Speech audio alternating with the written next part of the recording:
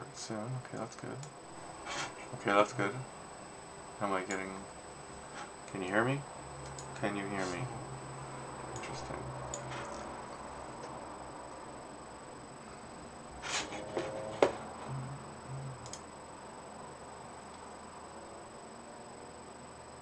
See, I see that, but I don't see any... Hey, there we go. Why is there a lag?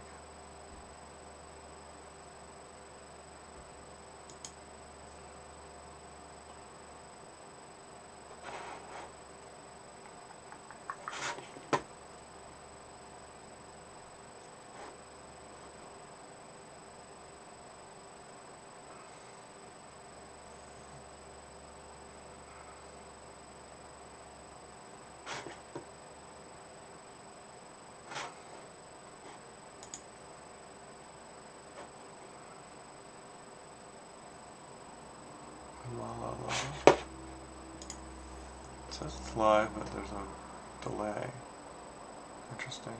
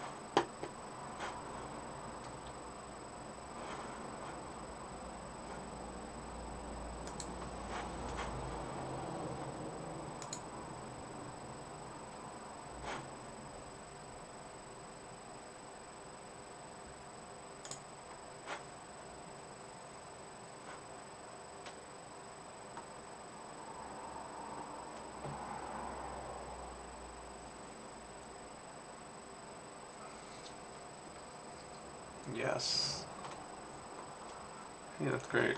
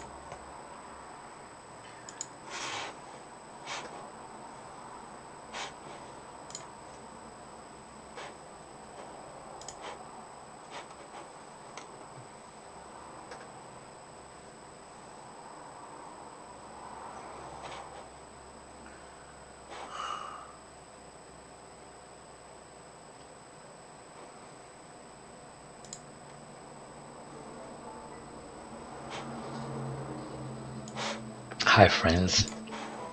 I'm back with an important message. I've been hearing rumors saying meta-humans are going to steal our jobs as artists. Yes, I may be human looking. I may even look very convincing with my beautiful texturing, my natural looking hair. But I'm not here to steal your job as an artist. No.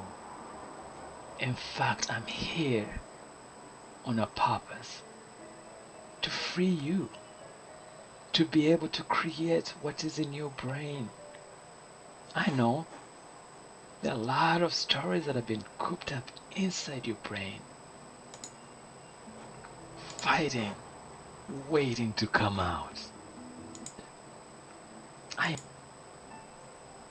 Don't be so nervous, don't be so insecure. That's crazy.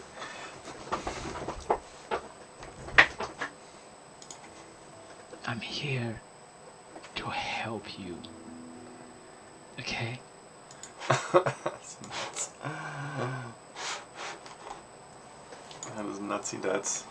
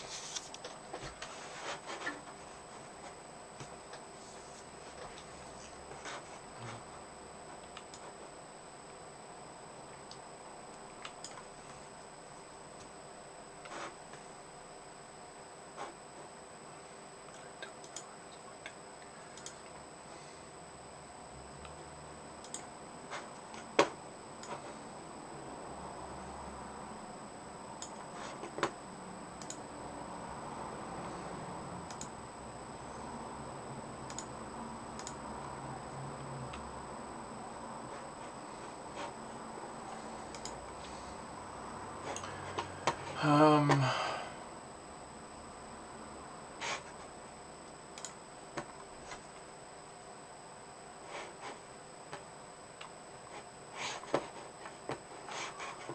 Wait.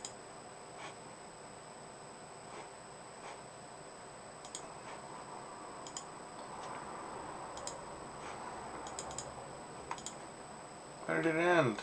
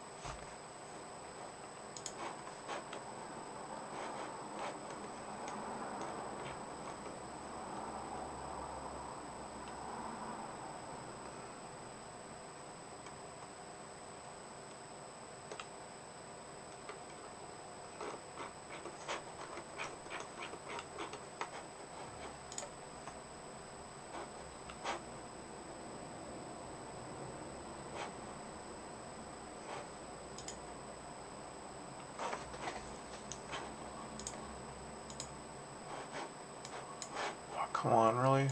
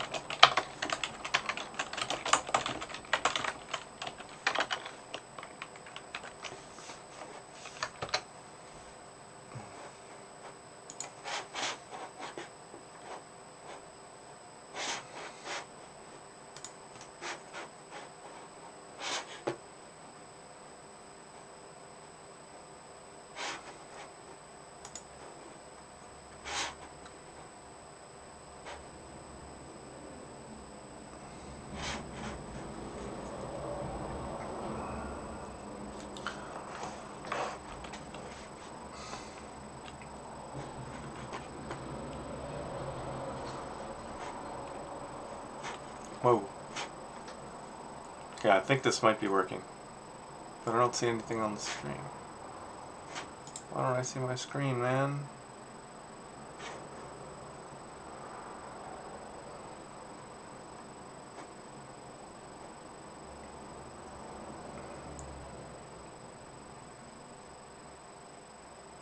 Can you skip ahead?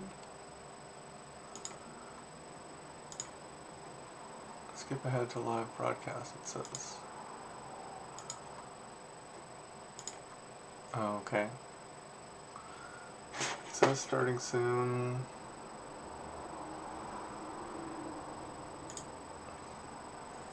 I don't know. I don't know if this is working.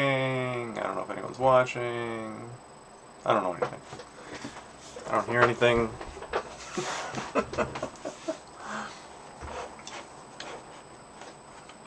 But if you are watching, type something in the chat so I know that somebody is there. And right now I'm having an issue where I'm just trying to install a freaking plugin into Blender that I had there before, but I've recently reinstalled all my Windows stuff, so I don't know. It seems to have, well, naturally vanished. But, let's see if I can install it again.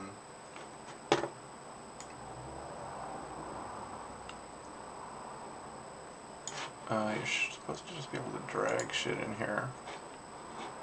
Hold on, where am I? That's not it. No, I should just be able to drag it in, right? Just drag it in there. Come on, Blender.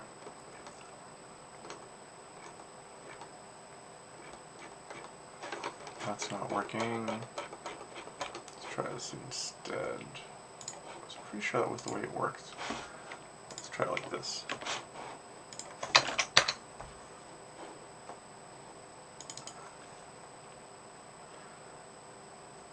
Okay, it's giving me some sort of, hey, I see a bump there. Does that mean someone's watching?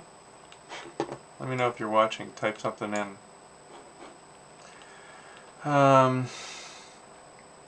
Okay. Now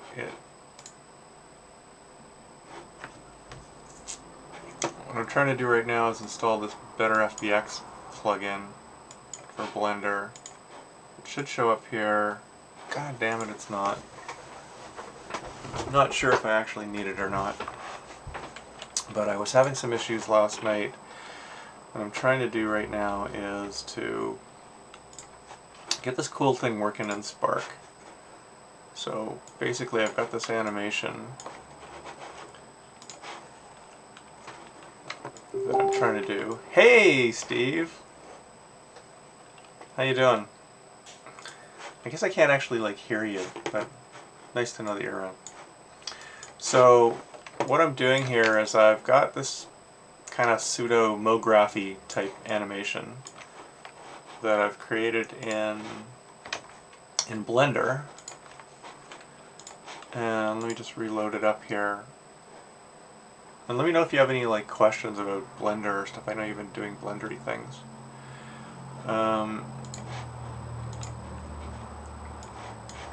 So I'll just play this here. So I've been playing a lot with Cinema 4D lately and trying to do this kind of interesting MoGraph type animation. And to be honest, I'm not quite sure how I would do this in Cinema 4D. So I just sort of did it in Blender because I'm kind of just messing around with something and these pipelines between this and Spark right now. Actually, let me just ask, can you hear me okay? Give me a sign you can hear me okay. I don't know if this stuff is working. This is the first time I've tried to do this. Okay, give me a sign if you can't hear me okay. Any kind of sign. I don't know what I'm doing. Okay, anyway, yes, you can hear me. Excellent. Good stuff. Okay, so basically I'm going to just take apart what I've kind of done here, because it's sort of an interesting little process. Basically, if you look at this, I've got a simple hierarchy. Blender is a little bit weird for setting up hierarchies. So basically, what I've got here is I've got a root node, which is basically kind of the parent of everything, and then these individual cubes have their own sort of little parent. And then there's I tried to actually put in a few different levels of basically pivot points to mess with stuff, but in the end I've actually just done the animation more or less on the same cube. But now you can't hear me. Crap. What's going on? That's weird. Okay, I'll wait for you. Well, I set this up. That is strange. I don't think I changed anything, so it must be something on your end.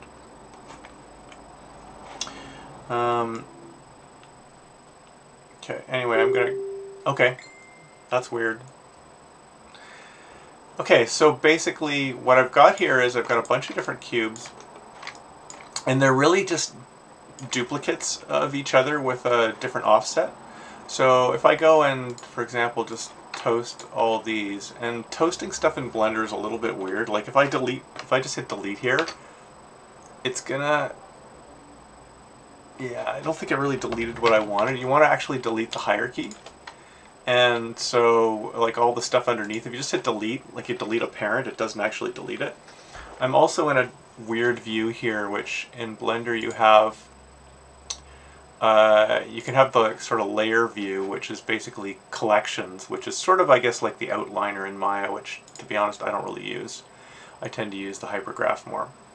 But the scene view is a little bit more like a hypergraph type, actual outliner type view, where here I can see my root node and the proper hierarchy, and it's just sort of the way you would kind of expect to see it, or I would anyway.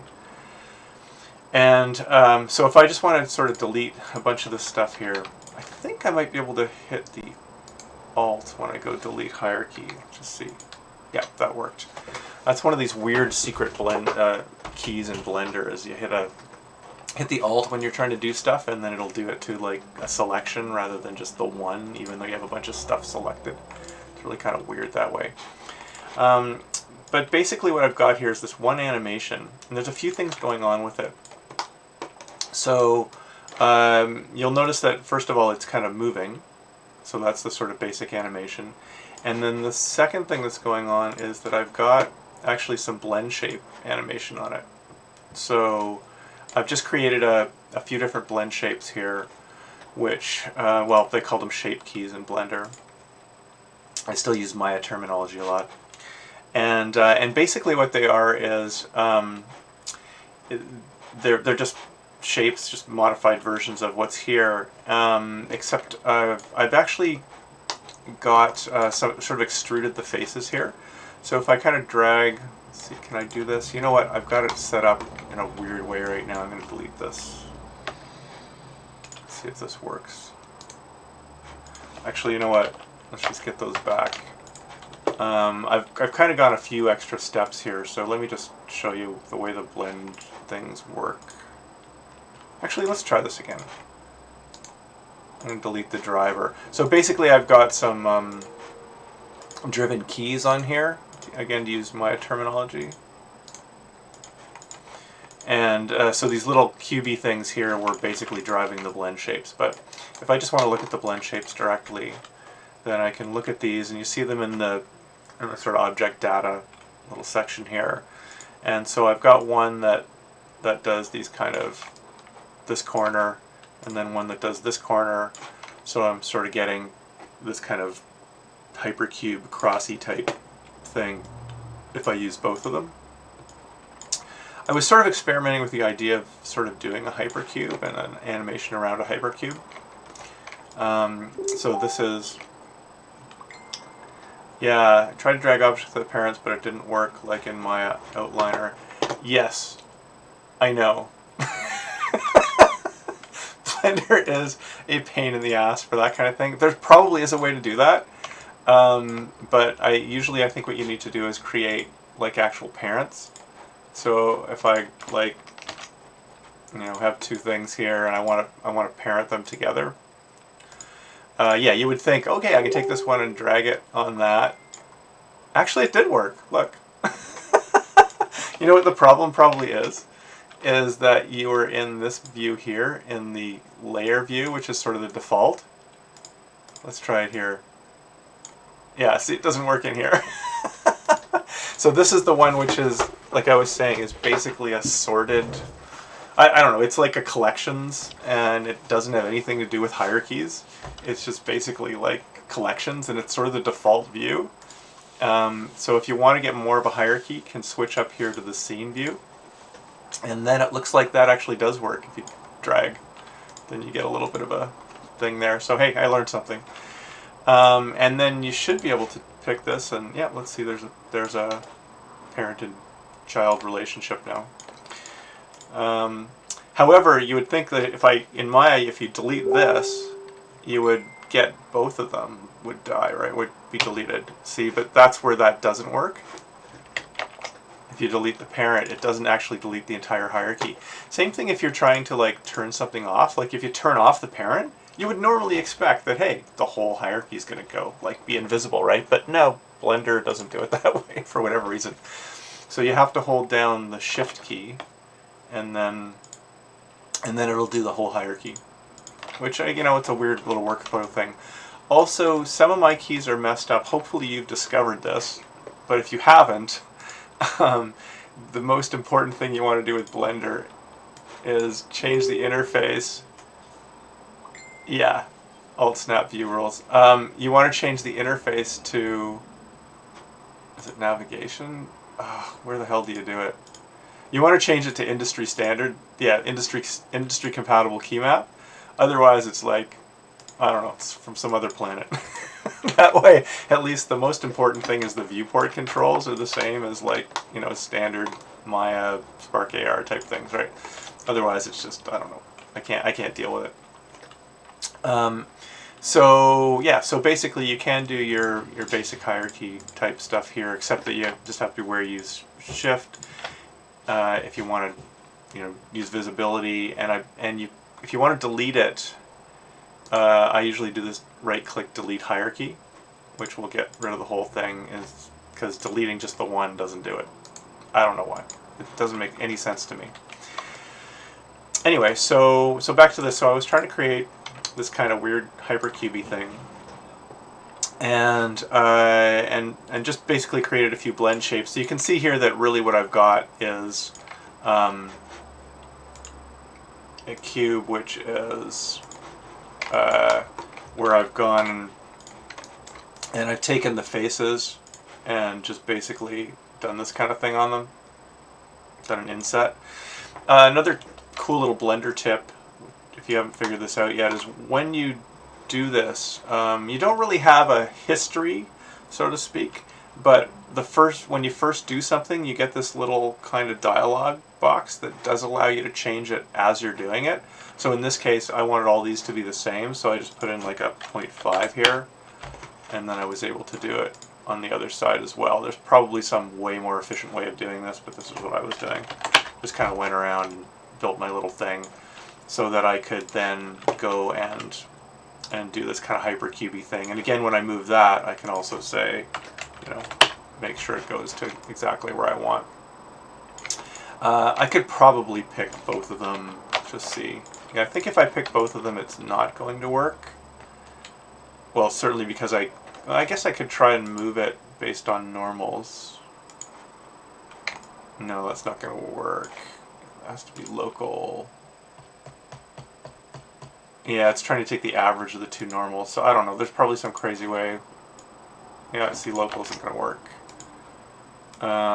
Anyway, I'm just trying to be more efficient. Of course, I could always scale it, right? Do that. But then I'm changing the size of them. So, anyway, just little hints as I kind of go along here. I'm not sure if... I think these are actually the standard keys, but I use kind of like 1, 2, 3, 4 on my top number pad to sort of change between these object and edit modes here. And the edit modes being, again, if you've worked with Blender a little bit, you know this, but you know, your point or your vertex, edge, and face modes. So basically, I've got my little thing here, and the way you do shape keys here. Actually, let me just get this other one back again. So the way you do a shape key is when you pick the object itself, you've got your little side menus here, and this one is your basic transforms, which again you probably know, and this one is sort of more kind of sub-object information. And so to create a shape key here, you just basically actually do it at the object level. So at the object level, you create your object, and then you hit the shape key button, and the first one is sort of like your normal one, which you kind of want to leave alone. And then you add another one for what you want. So let's say I want to call this one Hypercube. And then And then basically, then I would go into my edit mode and kind of do what I'm going to do. Change that. And then if I go back to my object mode, now I should be able to switch to this one and see there now I can and the slider thing to to kind of implement that shape key. And then you can just basically, like you see with this one, add as many as you want and kind of animate them.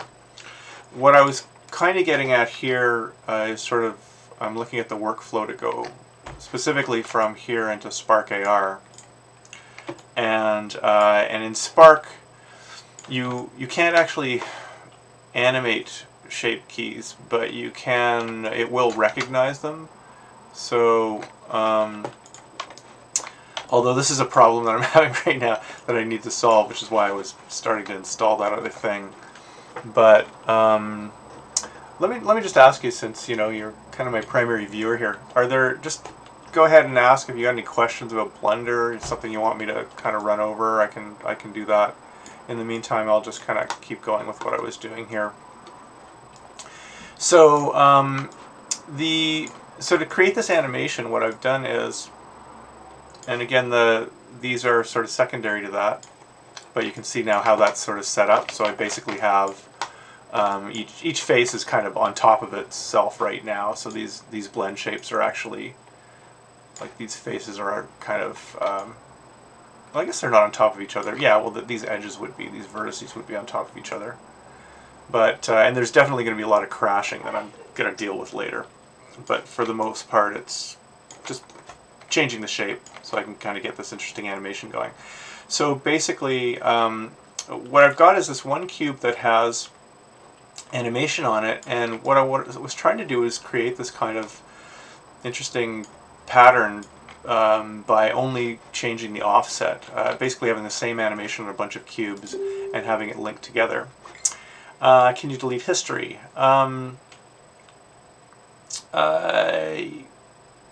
There isn't really any history, no. So basically, there is no history.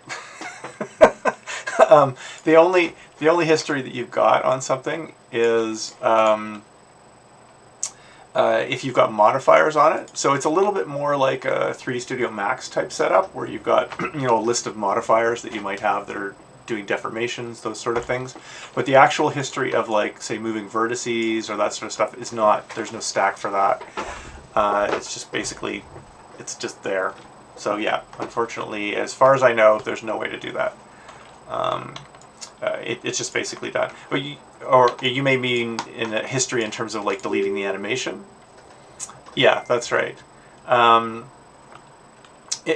this is the same way. So if you wanted to do, like, a bunch of modifiers in here, you've got your sphere or whatever, and if you want to add modifiers, basically you've got your modifier stack here, and you can do things like, let's see, what's an interesting one?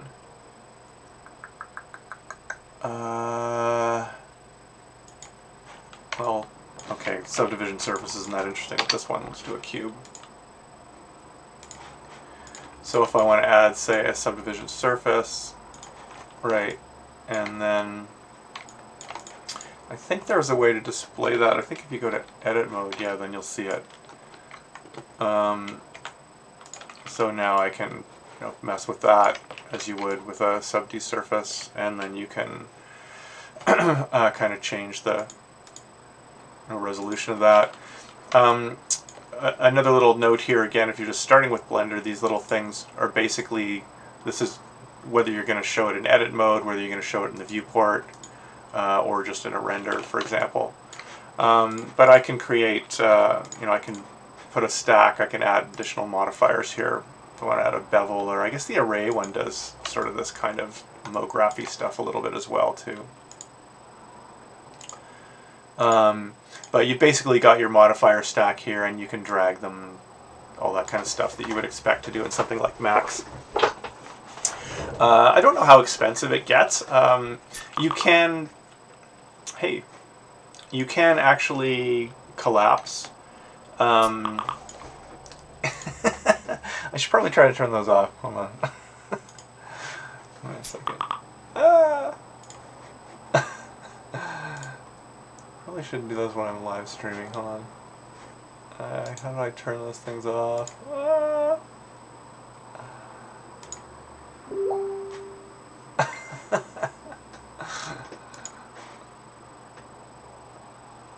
Yes, that's true.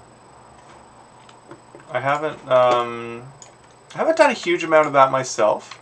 So let's say here, if you wanted to, in this case, like delete the history on these. Let's just toast this array one. So if I wanted to take this and I can collapse it, I believe it's in this little menu here. So you can just go apply. And now basically I've lost my history, so I've got this object. So then if I wanted to do a smooth, hard edge type thing, there's a couple of weird ways to do that in Blender. Basically, you can just right click on it and shade it smooth, which I guess will do all the edges. And then I believe you may have done more than this than I have. I think if you want to go and mark your edges here, you can right click. I'm still a little bit unsure of like what the difference between, like, I think seams are for UV boundaries and sharp is more for like a smoothing boundary. But to be honest, I don't use this that much. Let's just try that. So let's see if I now go and let's see, shade it smooth. Yeah, see, it doesn't respect that. Mark seam is for UVs, yeah. So, but you would think that the sharp then would work for this, right? But the thing is, it has a bit of an override here. Yeah, it does this auto smooth thing. Okay, so if you turn the auto smooth on, then it is respecting that. Oddly enough, because you'd think the auto smooth would override something like that. But anyway, that's kind of the workflow that I've seen used in Blender for this kind of thing. Is that basically you turn the smooth on and then you use either the auto smooth, I guess, and then you mark your faces manually. That seems to be the way to do it. Again, I haven't done a huge amount of that, but that seems to work. So go in here and mark your hard edges, right click, mark sharp, and then yeah, that seems to work. So maybe that's an answer. But I think the key is that you have to turn this auto smooth thing on, or it just kind of ignores it. And again, not sure why. It's a little counterintuitive. I'll put this aside for your next question while I keep working. So basically what I've got here, I was sort of wanted to show a way how I'm kind of instancing this animation. So I've just got a very simple animation. Let's say I've got my first keyframe here. Maybe I'll toast the other keyframes. And then, so I've just got the one keyframe here, which is sort of going to there. And then what actually, no, I'm not going to toast the other keyframes. Let's bring them back. It just does a bunch of weird stuff here. But really what I want to do is sort of duplicate this and clone it and make an instance effectively. So what I'm going to do here is I select the hierarchy, and then I'm just hitting Control D to duplicate it. And there's probably a better way of doing this, but I hit Control D and then I hit Escape, and then it just basically leaves it where it is because it wants to try to move it around. So now what I have is another version of this, and what I'm going to do is take this parent node here, which I'm just calling an offset, and I'm just going to rotate it. I'm just going to move it basically so that it's in a different place, and just kind of tighten up these 90-degree angles, which I could probably set as a snap somewhere, but I'm lazy. And so now it's actually working, but because I've set it up before. No, actually, no, it's working because there is the animation was copied as well, right? So I've got basically a duplicate of it here. But here's the trick. If I go to this one here, or let's say I go to this one and I delete all these keyframes, just see. Yeah, see, they're still on the other one, right? So they're not linked together. And really what I want to do is to be able to iterate on this thing, like to, you know, make a bunch of them. So say take this thing and select the hierarchy and, you know, duplicate it a few times and then take each one of these and sort of... This is the tricky part. It's interesting doing this kind of animation is you find that it's a lot like solving a Rubik's Cube. So I did one of these for the Mural Fest for it was something similar to this, where basically I can kind of look that up. I should have it kicking around as an example, but I don't. But if you've seen any of the Mural Fest stuff or the posters around town, you go and scan the QR code on them, then that's basically, it's a similar type of animation to this. And in doing that, most of the work was really in figuring out what the right kind of rotations were for each of these little things. So now I've got a few of them, and they've just got the one animation, or sorry, they've all got that whatever animation it is. But basically what I want to do is link them together, and this is where Blender does things a little bit weirdly. So I basically want to pick them all in order with the one I want to clone it to basically link them to as the last one. I hope I'm doing this right. We'll find out. And then you go to your object menu, and this is also where you do things like, let's say you wanted to link materials together or various things like that. You do this create links thing. Even if you just wanted to copy materials like from one object to another, this is basically the way you do it. And it's I don't think it's that intuitive, but once you've done it once or twice, it kind of makes sense. So in this case, what I want to link is animation data. So let's see if I do that, and now, see, now they're all basically the same. And now if I go and pick one of them, and I say at frame 40, you know, I want it to rotate, say 90 degrees. Actually, I don't have any keyframes on rotation there. So I'll just set a keyframe here. Let's just see which rotation that is. Okay, it's this one. Let's just set a keyframe here, and then go to 40, and set it to say 0. I don't know why it's rotating on these channels. And here's another quirky Blender thing. Let's just see if this actually, it didn't actually set the keyframe.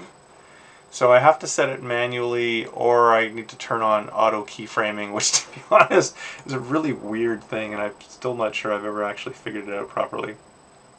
I'm in the dope sheet right now. I should see, no, I should see, I want to look at the timeline. There we go. I think this is the auto keying button, but it doesn't always seem to work the way I expect it to. But let's just see. If I turn this on, and then I make a change here, you would expect that it set a keyframe. Okay, it actually did. Alright, so now, theoretically, what should happen is that I've got keyframes on all of them. Yeah, it did work, see? So now, bingo, they're all doing their thing. So now I can actually start to go in and start to kind of mess with this and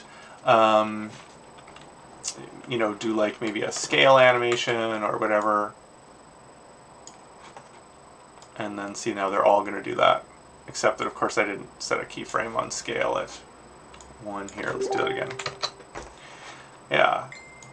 So there we go. And again, I can just clone this and whatever. So now I can do the same thing. I think I may need to also do the links for these, but let's just try it. So let's go to here, say, and let's add... Let's just do that one, and let's just see if they're all linked. No, they're not. So what I need to do is I need to also link this a different type of data. So I can go make links, and I believe this is object data. There we go. Okay, so now I don't actually have a keyframe for that. I think I just set it. So let's set the value here for that corner. Oops, let's get around the right spot here. So I'll just set a keyframe to 1 there. Come on, get on 60. And then let's say go back to 40 and just set this down to 0. And see, my auto keyframing does work. So here we go, bingo, bingo. So now it's doing that. So I don't have them quite lined up right in the one that I had been working with, which actually, now that I've kind of shown how to do this part, actually no, I'll just keep going with this. But you can see that they're all lined up in weird ways. So what I had done was just made sure that my offsets were correct. And this is where I would say it's kind of like doing a Rubik's Cube, where you basically have to, all your rotations have to be kind of correct when you start out. And, you know, I probably broke it by rotating the wrong level of node here. Anyway, I am going to load the one that's in the oven. And then I'm just going to break the, I'm going to break these links here. So I can, actually no, I'll leave them and just kind of demonstrate, just kind of show how this works. So basically here's my animation. You can see how these ones now line up nicely because I've just got them rotated the right way, so that I get this kind of interesting, they sort of form this outer cube. And then here they're moving to the inner spot. I kind of like the way that this sort of forms another sort of kind of, you know, hypercube-y cross thing. And it's really just, you look at the individual ones and they're just basically like this, right? They're sort of sitting in like corners. And then this is just kind of transitioning between those two, like the inner and outer corner ones, as it's changing. And then sort of going to basically having both the corners out. And then just doing a cool little kind of rotation, scale, again sort of playing with this idea of the cube fitting together in different ways. And this is the one that kind of goes to the hypercube one, which isn't really a hypercube when you've got them all like this. It's almost more like, I don't know, some kind of weird pattern. But that would be, to do that properly, I'd want the whole thing, like just basically one big one. And then again, just sort of messing with the animation on these, and bringing that. The next part is to bring it into Spark AR. And so Spark AR, if you haven't worked with it, is basically this is the AR software that I've been using for the most part, and it's pretty cool. It works with, you can publish stuff directly to Facebook and Instagram with it. And so if you're going to do a filter, like a face filter, or a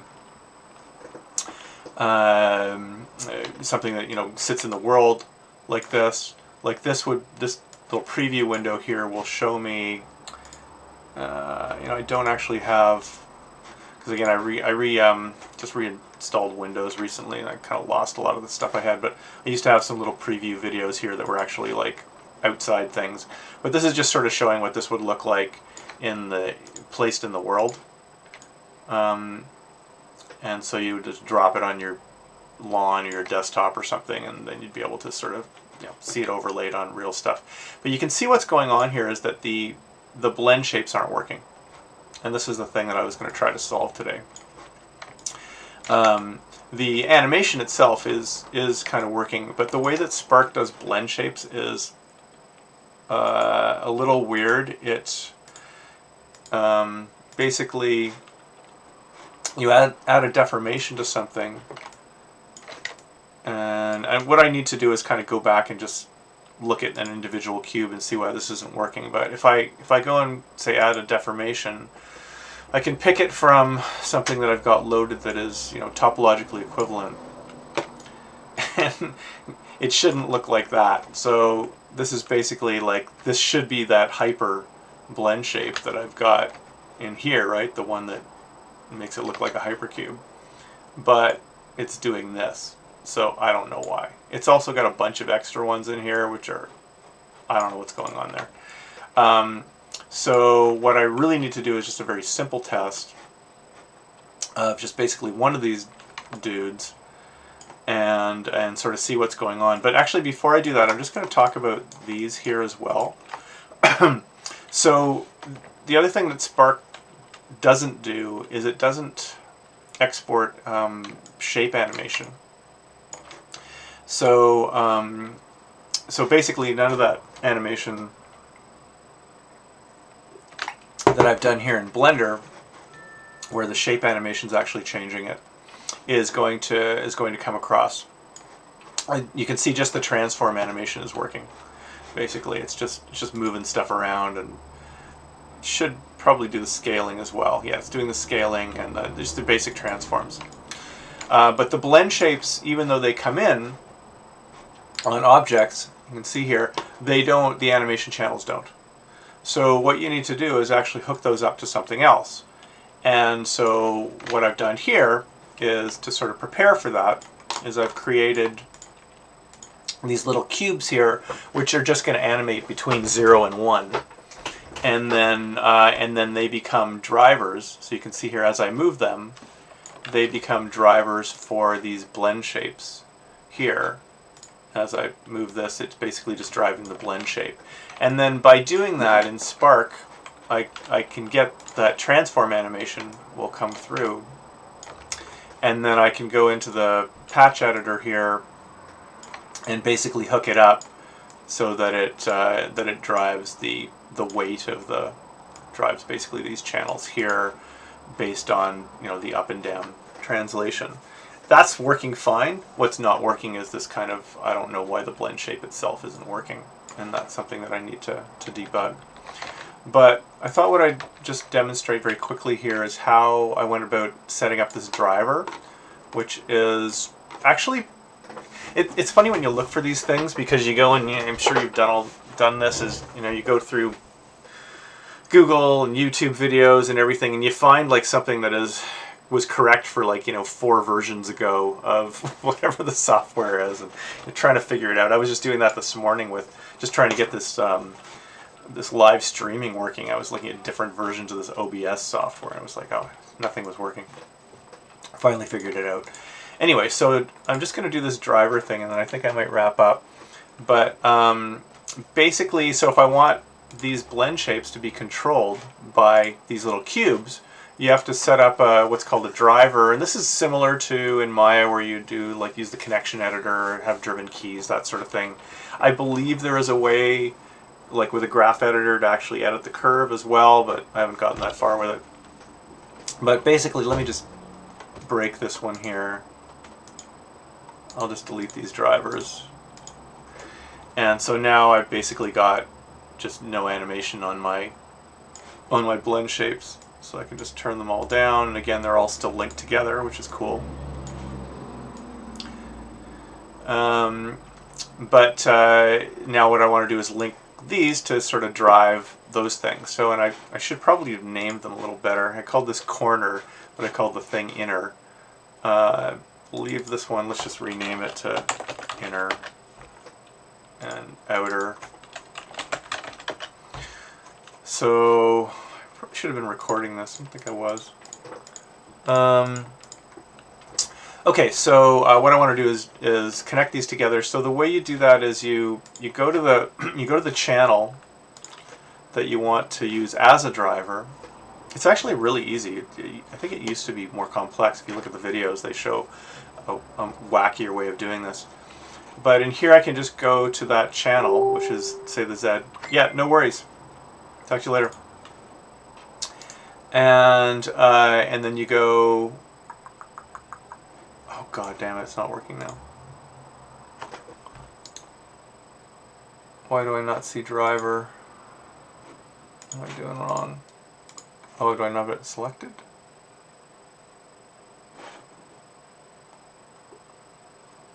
It's the Z channel. I want to.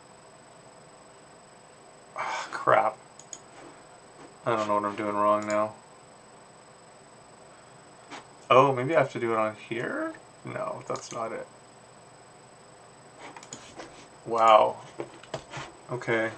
I've lost it. I don't know why it's not working.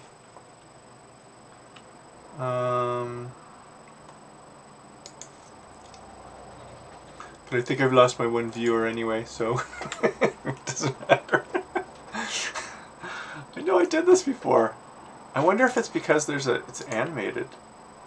Yeah, oh yeah, that's interesting. Okay, I think it's because it's animated. because there's a keyframe on it. Well, that totally sucks. See, if I hover over this one, I get this add driver. I also get an open drivers editor. No. But that doesn't make any sense. So I can't add it as a driver if it is animated. Wow, that's... Copy as new driver. Oh, maybe that's it. Copy as new driver. Let's try that. And then go back to this. And which one was it? Was it inner? I hope so. And then go on the value and say paste driver.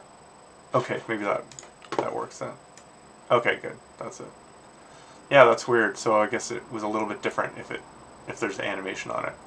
Okay, so that was my inner one. And then I can do the same thing for the outer one. I want to go here, copy as new driver, and then go back to my thingy, and this is outer. I want to paste it. No, sorry, it's the value. Paste driver, and then this one here. Copy this new driver. I'm learning stuff here. And then my shape keys, that's the hyper one, I hope. And paste driver. Okay, so now because there is animation on that, yeah, it's doing its thing. There we go. It's all working. Everything is hunky-dunky. Okay, and that, I think I'm gonna, with that amazing bit of craziness, I'm going to close this live stream. I think it was recorded. I don't know. I'll figure it out later. Anyway, thanks for watching it whenever you are watching it, and we will do more of these. Now, how do I stop it?